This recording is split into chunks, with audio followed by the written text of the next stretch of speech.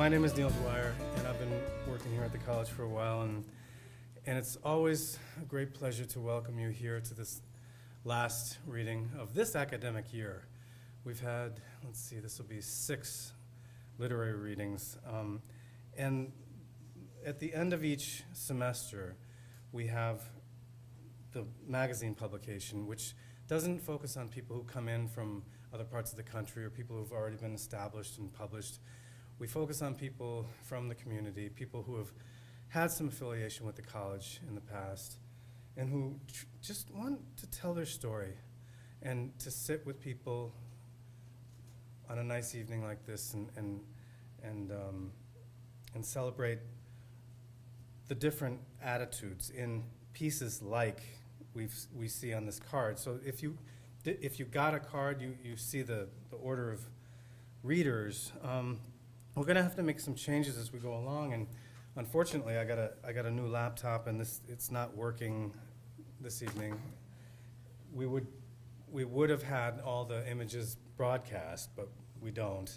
So we're just going to have to go through the list of readers. And I'll just ask, Christian, are you here? Yeah. And then Teddi, are you here? Good. And then Kate is not here. Rachel is here. Karen? No. Okay, Robin is here. Heather. Yes, Heather? Good. And then Diane? You made it, okay. And then Jim? Yes. And Bill? Bill's not here. And Christopher? Okay, good. And then Jennifer's here. Joany? Did you make it? Good. And then Patrick. So it is a pleasure to encourage people to share their stories. That's pretty much what this magazine's been doing for the past going on 25 years now.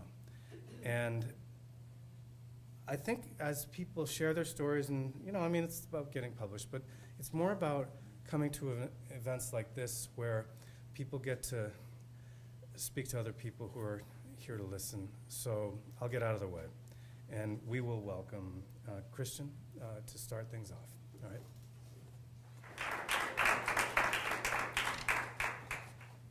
Hey, good evening.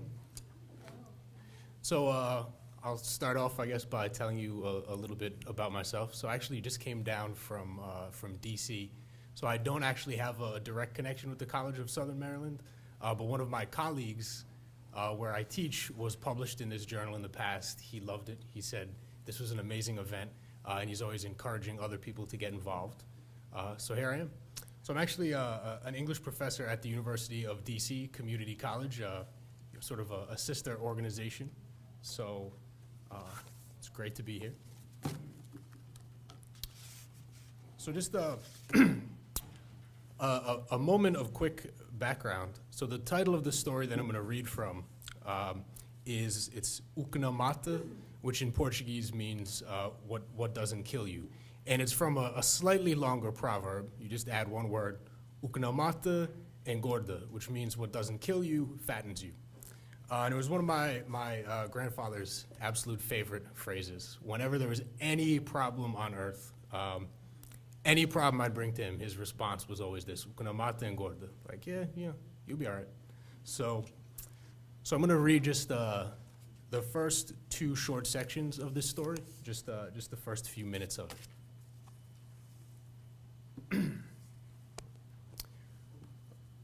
My mother and uncle started saying the old man had gone crazy when he accused Vavor, who'd been dead for a few years at the time, first of moving around his tools without his permission, then of stealing his tins of octopus and jars of olives.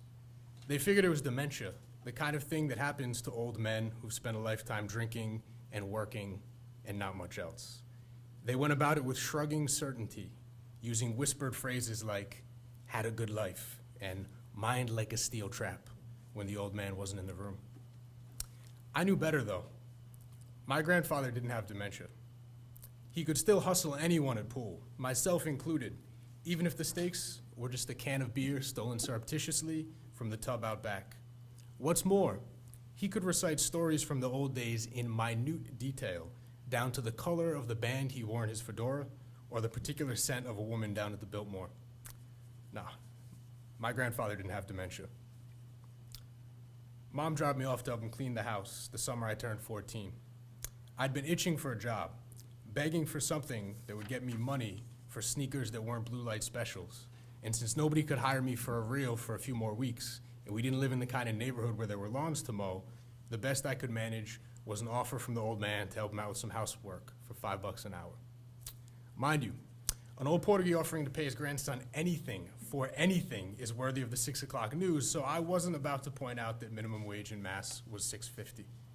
As soon as Mom pulled off in that beater of a Merc, the old man looked at me with the eyes of someone assessing an animal, figuring out how much work he could get out of it. "We're killing rats," he announced, like it was the most normal shit in the world to say. I'm sure my eyes doubled in size, but he didn't seem to notice. He started rolling up the sleeves on his shirt in that careful way he had, making each segment perfectly flat before bending it upwards, so I knew he was serious. I thought back to all those stories I'd heard from my aunts and uncles before they started whispering about the dementia. Stories of how the old man had broken my Uncle Jay's nose because he gave him back talk, just up and punched his own son in the face. I swallowed my objections before they could sneak out. "Rats?" I asked. "Rats." I looked out from the front porch towards the road. A Gatra bus rolled slowly by, right on time. I swear I could see the bus driver waving at me, laughing. There was no way out. "Where are the traps?" I asked. Like I said, I wasn't giving the old man any back talk. If he broke his son's nose, you can only imagine what he'd do to a grandson. He held up his hands, big palms, shiny with calluses, and the kind of dark spots that you had to suspect were machine oil that had gotten in so deep under the skin it had become a tattoo. He waved them around a little, just in case I wasn't getting the message. "We're men," he said. Then, finally noticing my dinner plate eyes, he added, "I'll give you a bottle of whiskey if we get them all." "I'm 14, I said. He shrugged. "I was already working when I was your age." Then he smiled, a disarmingly kind smile, like the principal has right before they kick your ass out of school for a couple of days. "I won't tell your mother." All right, so I'm going to stop there. Thank you. How you guys doing? My name's Teddi Custer. Kind of a local musician. I do like furniture restorations and antiques and arts and crafts and stuff like that. A little background on me.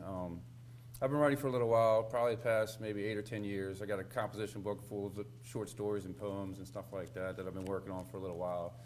Written a couple little stories here and there. Nothing major published or anything other than connections, but things that have just come from the heart, just experiences in life and just how I felt at the time and just ups and downs, just whatever life gives me. I try to put it into words, I guess.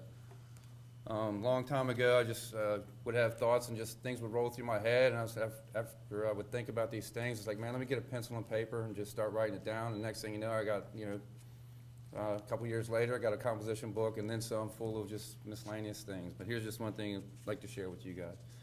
It's a poem called "The Bridge," and I guess not like the Brooklyn Bridge or anything like that, but I guess my metaphor for it was like, say you're walking through the woods and there's just a bridge, just an old rickety bridge, you got the 2 ropes on the side, a couple broken planks, a couple good planks to help you get across. And kind of like metaphorically speaking for life, you know what I mean? Sometimes, when you're going through the successes, you got the strong planks that keep you, hold the bridge together, and you got the broken planks that are like, you might slip your leg through one broken plank and then catch on with your hand and pull yourself up and say, all right, next bridge, next plank, next plank. Next thing you know, you cross the bridge, and I made it. So this is called "The Bridge." Crossing over life's broken bridge, I try to get to the other side. Steps over broken planks, lessons I've learned. Some accomplishment until the next broken plank. A little more worn, the other side in sight. But the bridge shakes, broken planks fall. One step at a time. I am trying to cross, trying for solid planks, never forgetting the broken ones. Thank you.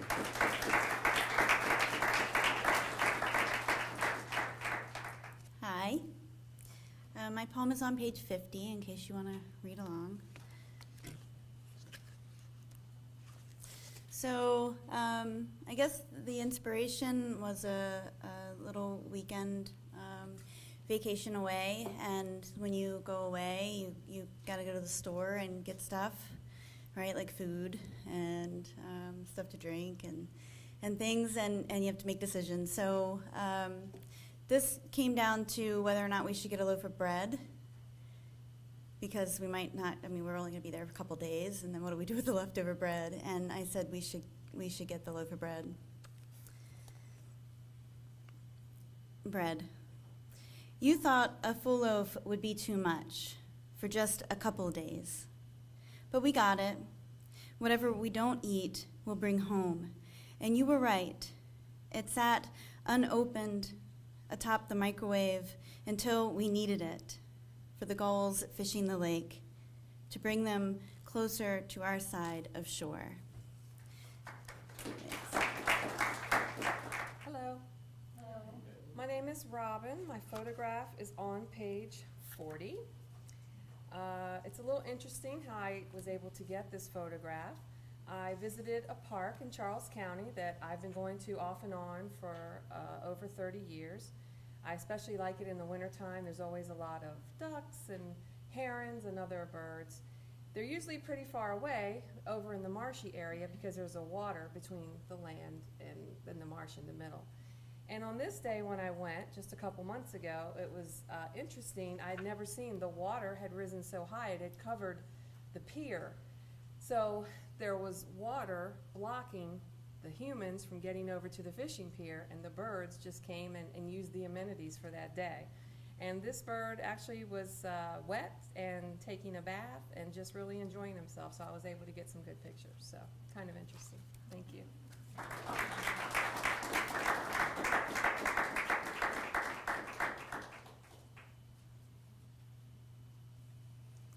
So this year's High School Young Writers Award is Heather Christian, and we are very honored to have her poem Numb in Connections, and it's a wonderful addition to the magazine, and she's going to read it for us, right? This is Heather.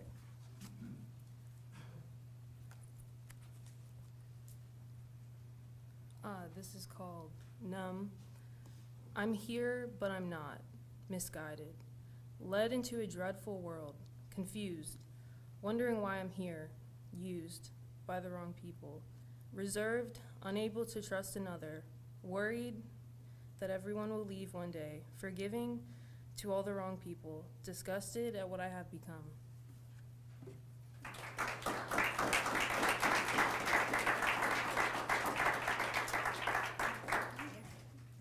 So this is a very important award because it's so important to get young writers involved. And as part of this, hopefully you've enjoyed reading your work along with all of us. But she also gets a little something from the foundation so that we can encourage her to keep writing and keep submitting and keep that creative mind going as long as you possibly can. So thank you.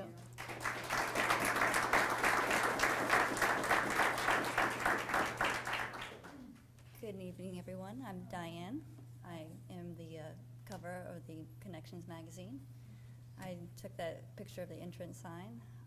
When you come off of 234 and you're coming back down into Belle Alton, into the town of La Plata, it's the first motel sign you'll see on the right.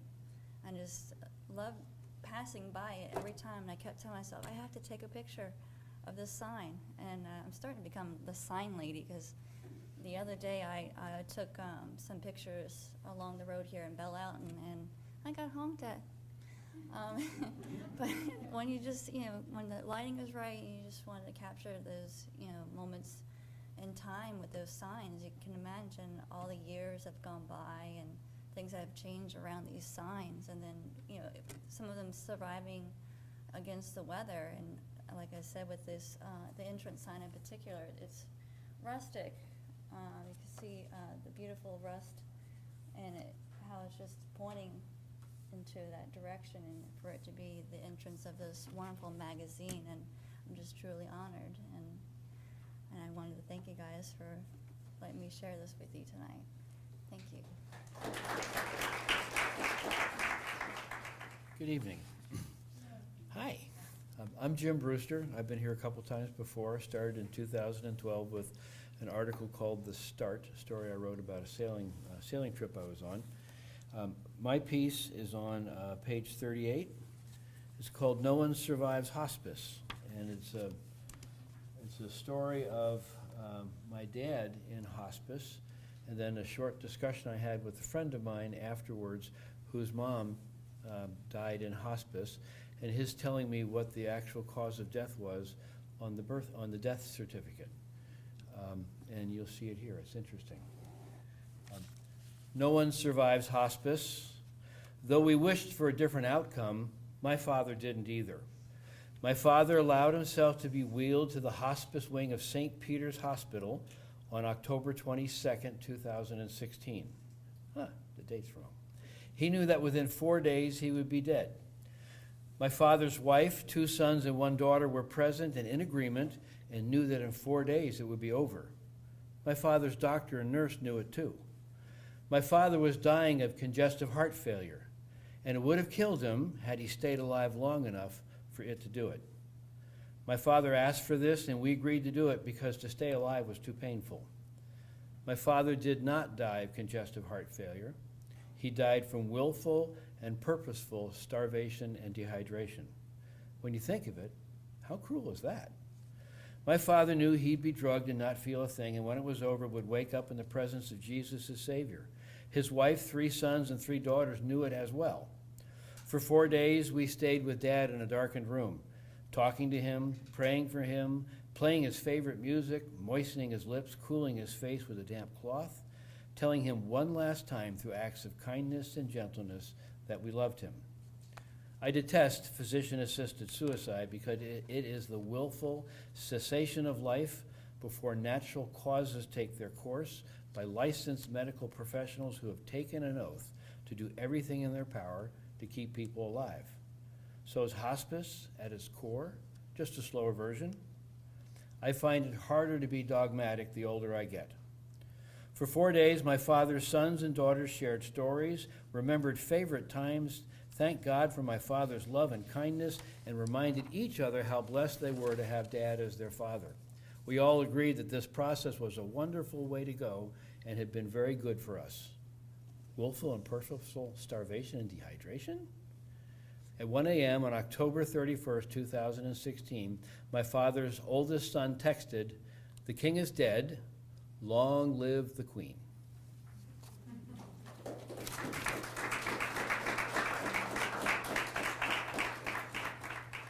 Good evening. Hi. Christopher Wilkins. I've taught at CSM for about 10 years, and before that I lived in Pittsburgh. Got to know some interesting people, one of whom was the reason this poem is written. It's called The Opposite of Real. It's on page 24 of your book. And it comes from a sequence that started life called to an American widow. And it changed over time to be from a sequence called to a nearly grieving widow, which better described the person to whom the poem was written and because of whom it exists. It goes like this. A catafalque showing hands in prayer not grasping themselves, unlike a child screaming so as not to die, is for this reason untruthful. And the opposite of real, we must now admit this tells us, is futile. Thank you.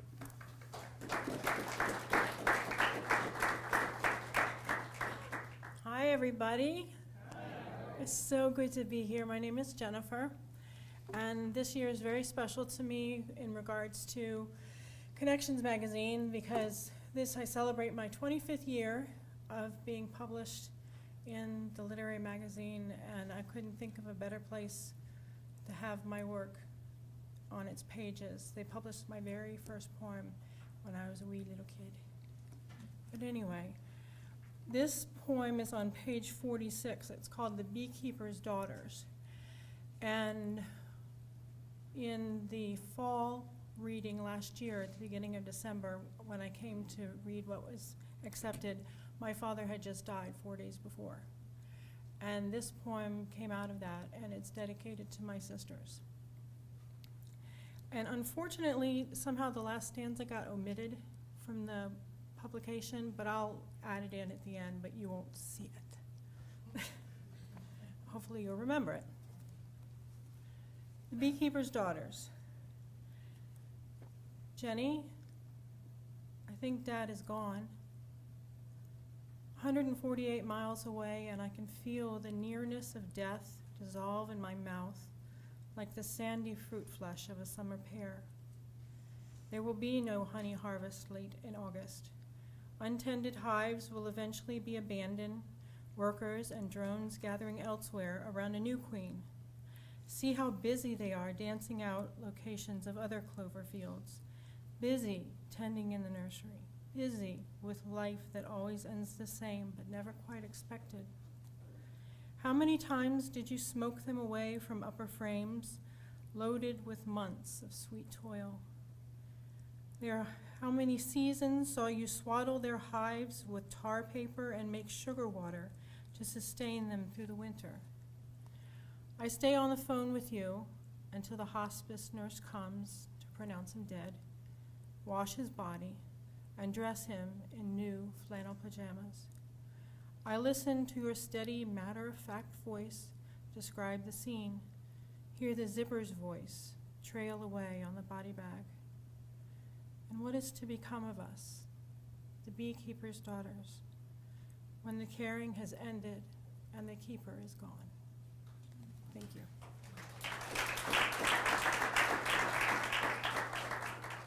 Hello. My name is Joany Nazdin. I just want to thank everybody for coming tonight. My story is Crossword, and it's on page 16. Doing a puzzle in my crossword book, I got stumped by 14 across. I had to come up with a 6-letter word for people that love you the most. Click did not fit well, gang was too short, and group still did not have enough letters. The word you're looking for is family, stupid, said Rita, who was one of my least favorite members of my clique, group, or gang. That is so obvious. Maybe to you, I said. I hardly even remember my family. Seriously, I don't even want to remember my family. Every time I think of them, it's like being haunted by bad spirits. I was only 14 when I left home, and that was quite a while ago. All I do remember is that we didn't love each other at all, let alone love each other the most, like a family supposedly should. I don't think anyone even looked for me when I left. I sure didn't see my face on any milk cartons. Family, what a concept. Since the big change, I was quite skeptical that anyone left even had a family group of their own, loving or not, that they were born into. No one would have been that lucky. Everyone sort of just clumped together in ways that work now but never would have worked before. It's not like in the movies, because when the world ends, you don't just get left with the young, attractive, smart, and resourceful people. You get stuck with people like your pervert ex-boss and the 16-year-old guy that used to wash the dishes in the strip club you used to work at. If they weren't creepy, they went the other extreme, like the lady who picked you up hitchhiking that one time, and as long as you kept asking questions about Jehovah, she would keep driving you towards where you wanted to go.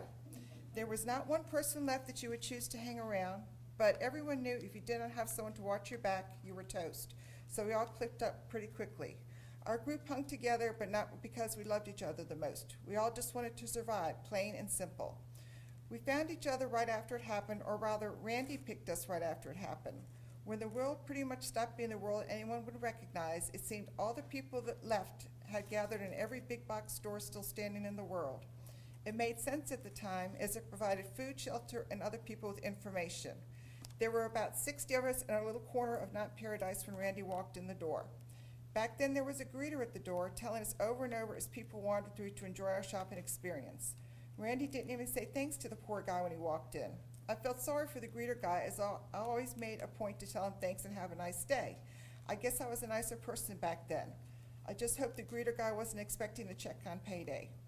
Randy may not have been polite, and the bad first impressions did not stop there. Randy is a really big guy with lots of bad prison tats, someone you would notice anytime he walked in the room.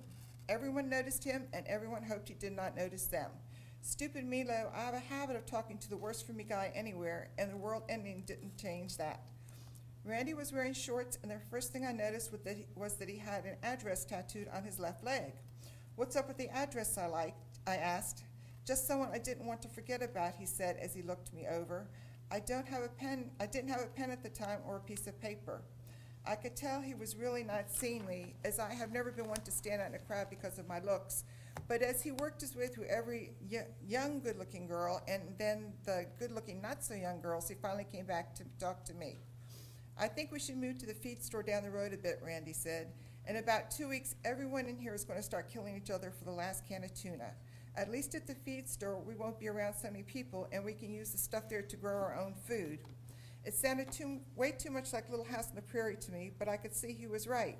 We were going to be out of food soon, and then what were we going to do? At least Randy was big and had a bad attitude, which made him normal to me. I figured at best he would protect me from everything but himself. He picked 3 other women and girls and had us make a chain of shopping carts and to load them up with stuff so we could get out of there. I filled my cart with shampoo, toothpaste, and some food and thought I'd done good, kind of like the same stuff I would get if I went shopping. Dump that stuff and get something useful, Randy said. Useful to him was batteries, kerosene lamps, candles, camo, and lots of canned goods. Lots and lots of canned goods. He cleaned out what was left in the camping section. Luckily, I don't listen really well when people tell me what to do stuff, so I did throw a bunch of shampoo and soap back into the cart. Us girls still have the bottles, and every once in a while I will catch someone taking the cap off one and just taking a whiff of what once was. But anyways, we made a good choice for once. The feed store was in the center of the place where all the Amish people had their farms, so no one there was desperate. The only thing that changed in their world was that there were less of them now, but still, since they usually don't associate with many outside people, their communities were way healthier than any of ours. It's not like they had to figure out stuff like lights and food and transportation without gas and electricity. They had already been doing that for centuries. I wonder if we'd been a little nicer to them when we moved in, and if they would have been a little nicer to us, then maybe they could have taught us something useful, like canning or something, or at least talk to us. I know at first when we used to run out of clean clothes, we would just go and throw the dirty ones out and loot some more. For the first year or so, there was so much of everything. Now, 5 years later, I would kill for a pair of socks without a hole in them. You see, my feet had not been warm for months, and you can only darn a pair of socks so many times. When I say I would kill for a pair, I don't mean I really would. I would just get Randy to do the killing. He's not shy about killing anything. Like in the beginning, there used to be 4 of us, but when Sarah had the stroke, he just dragged her off in the woods and she never came back. I don't know what he did to her, but the next day buzzards were circling around that part of the woods where he dragged her off to. And even though we never mention it, not one of us girls walks that part of the woods anymore. So anyways, now when we need stuff we would never think that she would ever miss in a million years during the before, we have to take it from somewhere, which usually means stealing it. Our neighbors caught on real quick to us very early, as when we ran out of stuff before and they had it like hanging on a clothesline or in a locked barn, we would just take it. That lasted about 3 times, and then a group of the elders came and talked to Randy. Whatever they said, he told us that we could not go back there and take any more of their stuff. It wasn't like Randy ever had good neighbor on his resume anywhere, so I didn't understand why he listened to them. We had guns and they didn't, but Randy was real funny about keeping good neighbors. People passing by, well, they were fair game. I knew we used to just invite people for dinner, and then they would actually come and believe that we were going to be nice enough to share. This may have worked for about a month or 2, but then everybody somehow knew to take the long way around our place. There were hardly any people left to rob just strolling by, and we never had time to hunt anyone down for the stuff that we needed, as if we left our place, someone would move in while we were gone, and that would leave us with less than when we started. But I wanted warm feet and new socks. I got a brilliant idea. I went down to the old church and took a priest outfit. I figured if Randy wore that, then who would doubt the hospitality of a priest? I did not factor in the part about that most priests must have been short, and Randy was about 6.5 feet tall, so the outfit came to just around his knees. If anyone was suspicious that Randy may not have been a real priest, well, I'm sure that they also may have wondered about a priest that came with the return address tattooed on his leg. I'm sure that when they saw us with Randy wearing our usual camo hook or combo style dressing, they would know something was up. But as they say, nothing ventured, nothing gained, and I wanted the next pair of socks from whoever strolled past our place. Then the 2 most unlikely people left in the world happened to walk by our place. First of all, they were clean. When I mean clean, I mean you just wanted to get close to them and smell them, as it was so rare to smell clean people with clean clothes. And their clothes were neat and matching and looked new. The woman had socks on that looked about the right size for me, so they were ours, and they were toast. One was a young woman, and the other was a much older man. I had Randy put on his priest robe, and us girls put on whatever we could that looked the nicest, and we went out and started talking to them, asking them about where they were from and where they were going. They had just left the place down the road where all the rich people had built a big underground colony, and supposedly it was all self-contained. The rich people could live there and be safe from the world and from people like us and keep riding their polo ponies or whatever rich people do. The only problem from the start was that rich people did not want to feed and take care of their polo ponies and cut their grass and cook the food. So the rich people who bought in also went and gave jobs to the brought-ins, basically the higher help. Everyone wanted those jobs. I know everyone applied for them, but I guess my skills may have not fit their needs at the time, so I did not get hired, along with almost every other human left alive. The only trouble was the colony could only support a limited number of humans, so if there was a birth with no death, then someone had to volunteer to leave. Usually I heard they just kicked a gardener out or a maid when someone got pregnant. But lately, with the rich people's kids getting into their teen years, the gardener might be a rich person's baby daddy, and that tended to complicate things. We did not ask the people anything but to join us for a meal, and we really did not care what their names were or where they were from. A person with no future also has no past. You guys are so nice to invite us in for a meal, the young female once said. My dad and I have been walking all day long, and we are down to our last protein bar. We don't even know where we're going to stay the night. Do you guys have any ideas? You're staying right here with us, Randy said as he pointed his gun at them. That is, unless you give us everything you have, including the clothes you are wearing. Then we might let you go. All of a sudden, getting socks was not so important anymore. There was a real-life family in front of me. Ever since that crossword clue, it got me thinking about families for the last several weeks, the mystery of them, and wondering how they really worked, and feeling sad for myself that I would never get a chance to actually observe a family and figure out the secret to a happy one. And then one just popped up at our place. The girl one, I guess the daughter, just gave Randy a real evil eye look, but the old man did not seem to notice that there was a gun on them. Dad, the daughter said, why don't you just relax right now? Just lay your head down and rest. She said it so soft and sweet, and all I could think of was that if it was me, I would be scheming to save myself, not trying to get someone else comfortable. I don't know why, but I kept staring at them as the daughter kept murmuring to her dad, that's it, just rest. Just lay your head down.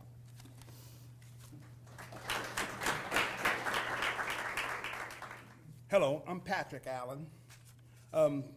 My poem is called Redemption, and I sent it really screwed up. It's a haiku.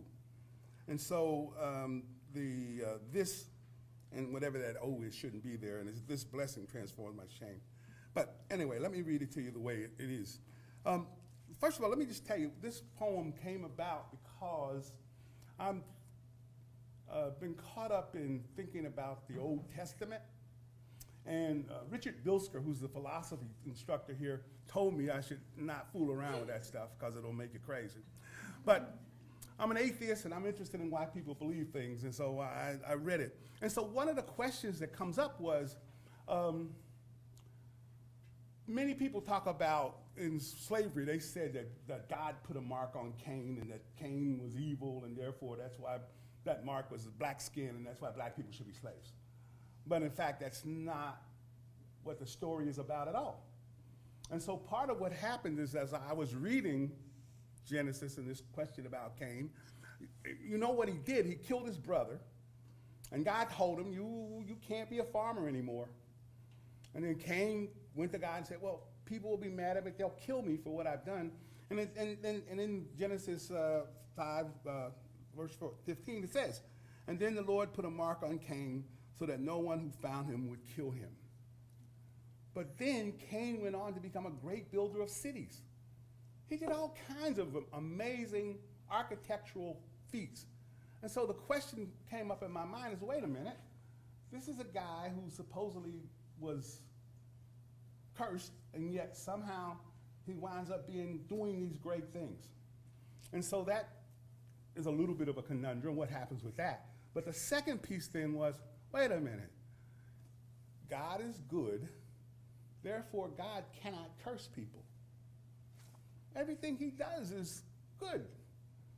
So this kind of turned my head around, and so this poem is what comes out of it. Redemption.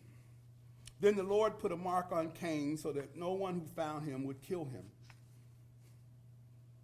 I live with my shame. This blessing transforms my shame. I love through my shame.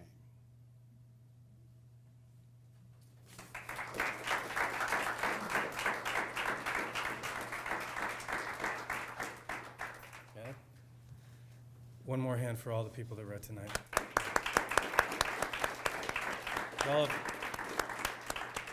Y'all have done a fantastic job, and we're very, very happy to have your works in the magazine. So please help yourself. There's some in the front, some in the back, and we're going to do it again in the fall. So we'll see you again. All right, thanks.